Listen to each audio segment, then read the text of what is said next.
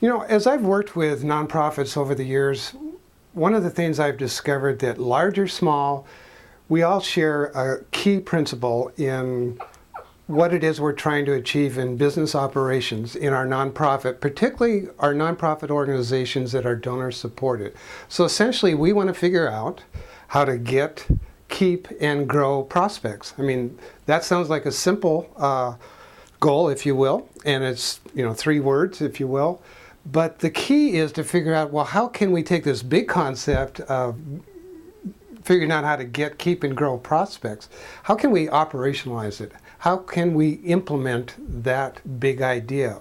Well, one of the things I'm going to talk about today that I've really appreciated from the point of view of CRM, some people that I had the opportunity to study with at Customer Think, it's an executive training organization in CRM, and just things that I've learned in fundraising over the years, is the idea essentially that any list that you have, in this case maybe your donor database, that you've really got to figure out how to break it into smaller parts, manageable parts. And the key in what we're going to talk about today is value segmentation. So we're going to talk about how we can take our donor database and really segment it, put it into different pots or buckets, if you will, based upon prospects' value.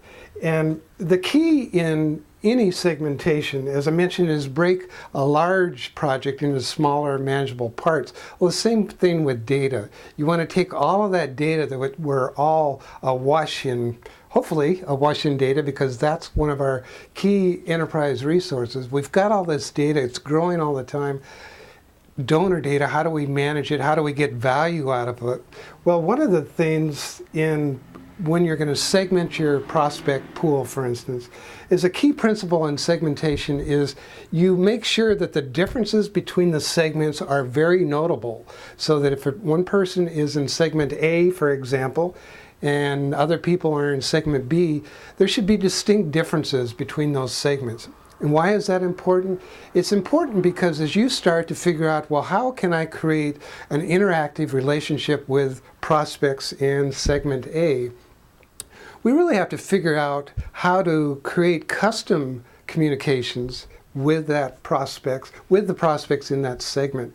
And I heard someone recently, as I was interviewing them for a project, comment about how fundraising has changed over the years. We've gotten really good in fundraising in sending out these blanket communications to people that have nothing to do with their interests. I mean, we're really efficient at that. But the key in fundraising and the key in CRM and what we're going to talk about here is to figure out how to treat different donors differently.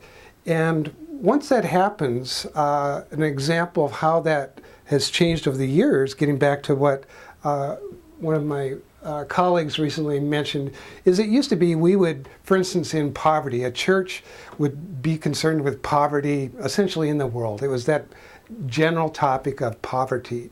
But now, for example, here in the Twin Cities, we may be interested in how can we improve the quality of life of an individual person, say in West St. Paul. So it's gone from this big to small. It's gone from what that principle I mentioned earlier, taking a big project and breaking it into smaller parts. Okay, here's a tangible way that we can do that. Marketing for years have segmented their pools by recency of a purchase, frequency of purchases, and the monetary value, so that RFM measurement. What we're going to talk about is a way to quantify prospects by value. And one of the really cool, easy ways that virtually any nonprofit can do if they have a donor database is really just to figure out, well, how can I account for how recent a gift was, how frequent, in the value of that gift. And guess what? If you break those into quantifiable measurements, you can actually create a score at the end of the day that will help break your prospect pool into manageable parts and rank and score your prospects. So in this case, we have 2 donors, donor A and donor B. And in this process, essentially what you do is set up an if-then scenario. If someone made a gift within the recent year, they get 1 point. If they made a gift, however, in the last 6 months, you might assign them 2 points.